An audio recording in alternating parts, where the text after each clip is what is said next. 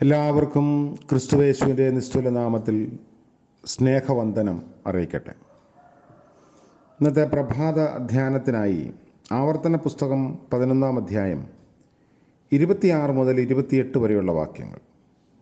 ആവർത്തനം 11 26 മുതൽ 28 വരെ. ഇതാ, ഞാൻ ഇന്ന് അനുഗ്രഹവും ശാപവും നിങ്ങളുടെ മുൻപിൽ വയ്ക്കുന്നു.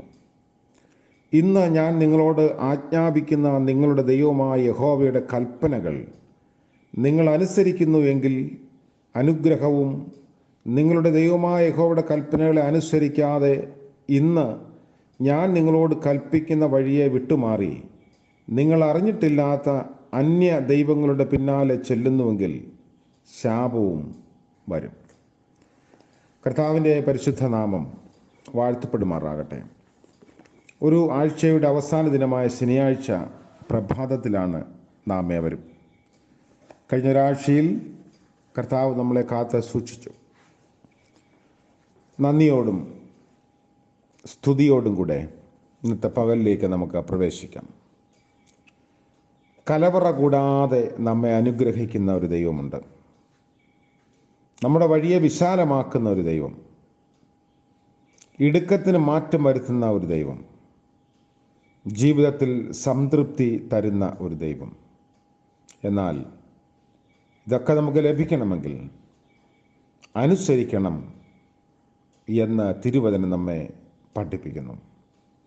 അനുസരിക്കുന്നത് തന്നെ അനുഗ്രഹത്തിൻ്റെ ആദ്യ പടിയാണ്. ദൈവിക ബന്ധത്തിൽ ജീവിക്കുന്നവരെല്ലാവരും അനുഗ്രഹിക്കപ്പെടണം. എന്നാൽ നമ്മിൽ പലരും നീരൊഴുക്കിനരികെ ദാഹിച്ച് നിൽക്കുന്നവരായി പോയത് എന്തുകൊണ്ടാണ്? കരുണയും കൃപയും സകല ജീവജാലങ്ങൾക്കും ദൈവം കൊടുത്തിട്ടുള്ള ഔദാര്യമാണ്. എങ്കിലും അനുഗ്രഹങ്ങൾ മനുഷ്യരാശിക്ക് മാത്രം നൽകപ്പെട്ടതാണ്. എന്നാൽ അത് ലഭിക്കാൻ മനുഷ്യൻ ദൈവിക നിബന്ധനകൾ പാലിക്കേണ്ടതാണ്. ഒരു വേദവാക്യത്തിലോ വാക്കിലോ മുറുകെ പിടിച്ച് ദൈവത്തെ പ്രസാദിപ്പിക്കാമെന്ന് കരുതുന്നത് വ്യാമോഹമാണ്.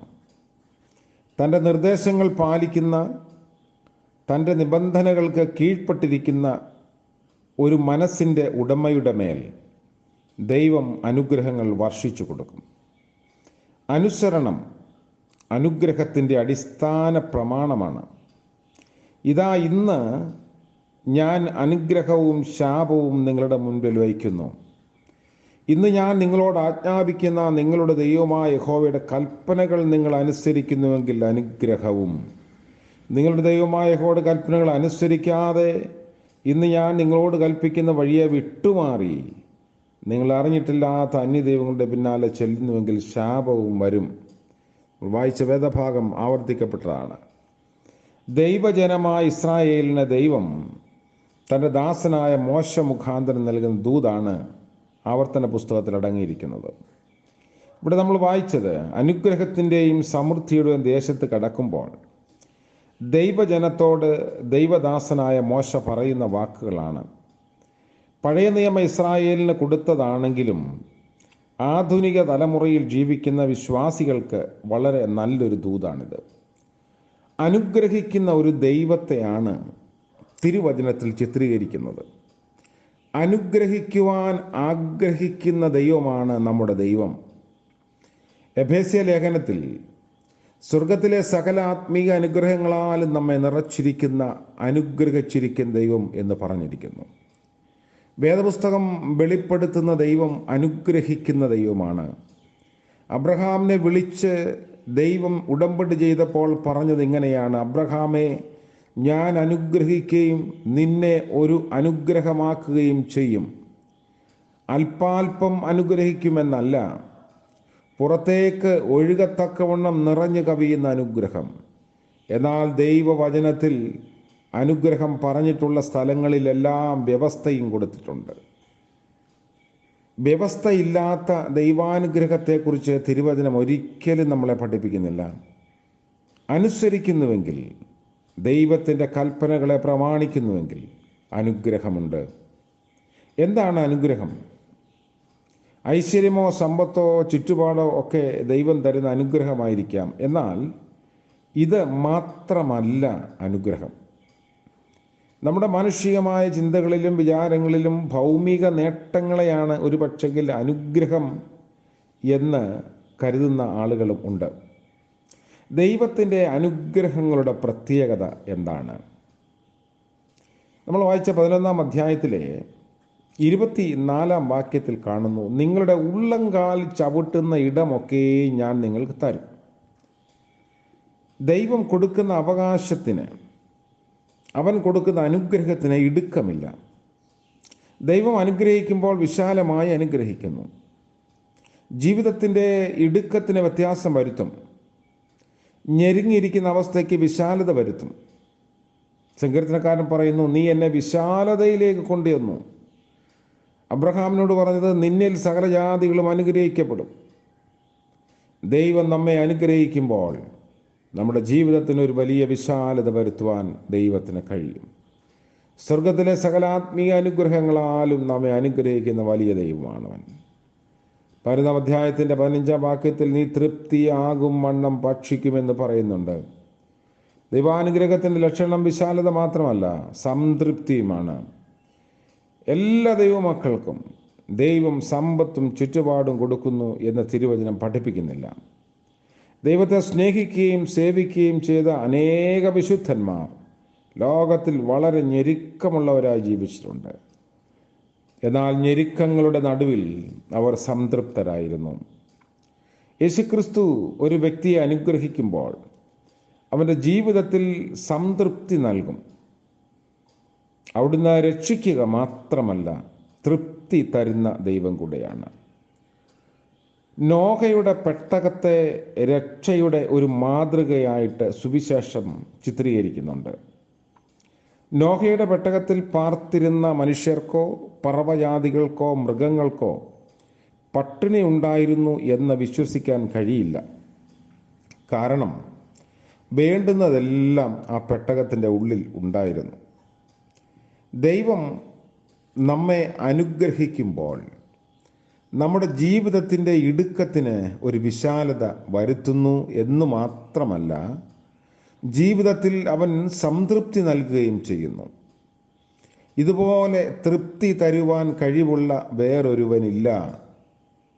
അതുകൊണ്ടാണ് ദാവീദ് പാടിയത്, യഹോവ എൻ്റെ ഇടയനാകുന്നു, എനിക്ക് മുട്ടുണ്ടാകയില്ല. പലതരത്തിലും ഇന്നത്തെ ലോകത്തിൽ പലതിലും സമൃദ്ധിയുള്ള ഒരു കാലഘട്ടത്തിലാണ് നമ്മൾ ജീവിക്കുന്നത്. എല്ലാവർക്കും ഈ സമൃദ്ധി ഉണ്ടെന്നല്ല. എന്നാൽ പല രീതിയിലും കഴിഞ്ഞ നാളുകളേക്കാൾ നമ്മുടെ ജീവിത ശൈലിക്കൊക്കെ ഒരുപാട് വ്യത്യാസം വന്നു. ചുറ്റുപാടുകൾ മാറി, ധനസമ്പാദനത്തിൽ വർധനവുണ്ടായി. എന്നാൽ നമ്മുടെ ജീവിതത്തിലേക്ക് നോക്കുമ്പോൾ സംതൃപ്തിയും ആനന്ദവും പഴയതിനേക്കാൾ പോയിരിക്കുന്നു എന്നതാണ് വാസ്തവം. കർത്താവ് പറഞ്ഞു, ഈ വെള്ളം കുടിക്കുന്നവരൊക്കെ പിന്നെയും ദാഹിച്ചു വരുമ്പോൾ, തിരുവചനം പറയുന്നു, ഞാൻ കൊടുക്കുന്ന വെള്ളം കുടിക്കുന്നവന് ഒരു നാളും ദാഹിക്കുകയില്ല. ഒരു വിശ്വാസി ദൈവത്തോടുള്ള ബന്ധത്തിൽ സ്വർഗീയമായ അനുഗ്രഹത്തിലേക്ക് വരുമ്പോൾ അവന് നിറഞ്ഞു കവിയുന്ന ഒരു തൃപ്തിയുണ്ട്. എല്ലാം ഉണ്ടായിട്ടോ, ചുറ്റുപാടുകളെല്ലാം അനുകൂലമായിട്ടോ, ധനം വർദ്ധിച്ചിട്ടോ ഒന്നുമല്ല.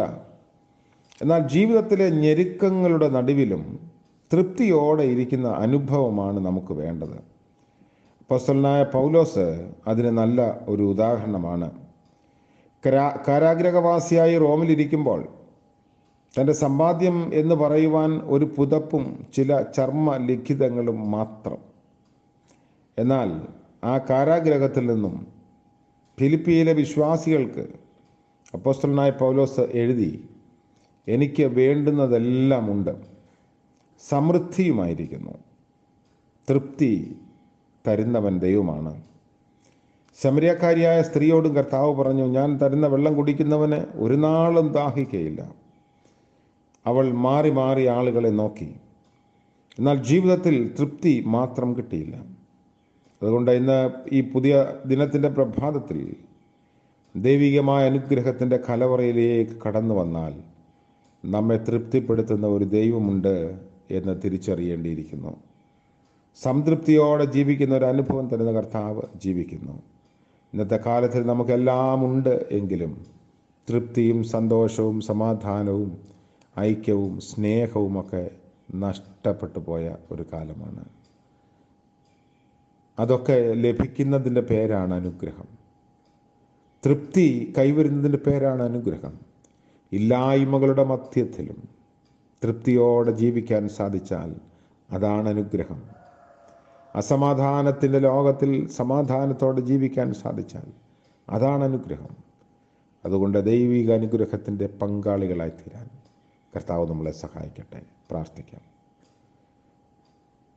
അനുഗ്രഹത്തിൻ്റെ നിറവുള്ള ദൈവമേ, സ്വർഗീയ പിതാവേ, പുതിയ ദിനത്തിൻ്റെ പ്രഭാതത്തിൽ അവിടുത്തെ സന്നിധിയിലേക്ക് അടിയങ്ങൾ ചേർന്ന് വരുന്നു. നിങ്ങളുടെ വചനം ഞങ്ങളെ ഓർമ്മിപ്പിച്ചതുപോലെ അനുഗ്രഹവും ശാപവും ഞങ്ങളുടെ മുൻപിലുണ്ട്. ഞങ്ങളുടെ തിരഞ്ഞെടുപ്പ് ദൈവിക നിലപാടുകൾക്ക് യോജിച്ചതാകണമേ. ഇന്നത്തെ പകൽക്കാല ജീവിതത്തിൽ ആവശ്യമായ കൃപയും അനുഗ്രഹവും നൽകണമേ. പ്രഭാതം മുതൽ പ്രദോഷം വരെയും അടിയങ്ങളുടെ ആവശ്യങ്ങളിലും ജോലിവേലകളിലും ഞങ്ങളുടെ യാത്രകളിലും കർത്താവിൻ്റെ ഹിതം തിരിച്ചറിയുന്നതിനും സാന്നിധ്യം അനുഭവിപ്പാനും സഹായിക്കണമേ. ഇന്ന് ചെയ്യേണ്ടുന്ന ഉത്തരവാദിത്തങ്ങൾ വിശ്വസ്തയോടെ നിർവഹിപ്പാനുള്ള കൃപ നൽകണമേ. ഇന്ന് ജന്മദിനം ആഘോഷിക്കുന്ന പ്രിയപ്പെട്ടവർക്ക് വേണ്ടിയും വിവാഹ വാർഷികം ആഘോഷിക്കുന്നവർക്ക് വേണ്ടിയും പ്രാർത്ഥിക്കുന്നു. കർത്താവിൻ്റെ കരുണയിൽ ആശ്രയിച്ച് പുതിയ വർഷത്തിൻ്റെ അനുഗ്രഹത്തിലേക്ക് പ്രവേശിപ്പാൻ എല്ലാവരെയും അവിടുന്ന് ഒരുപോലെ സഹായിക്കണമേ. യേശു മശിഹ മൂലം ഞങ്ങളുടെ പ്രാർത്ഥന കൃപയോടെ കേൾക്കുമാറാകണമേ. ആമേൻ. ത്രിയേക ദൈവത്തിൻ്റെ അനുഗ്രഹവും കൃപയും നമ്മെല്ലാവരോടും കൂടെ ഇന്നും എന്നേക്കും ഉണ്ടായിരിക്കുമാറാകട്ടെ. ആമേൻ.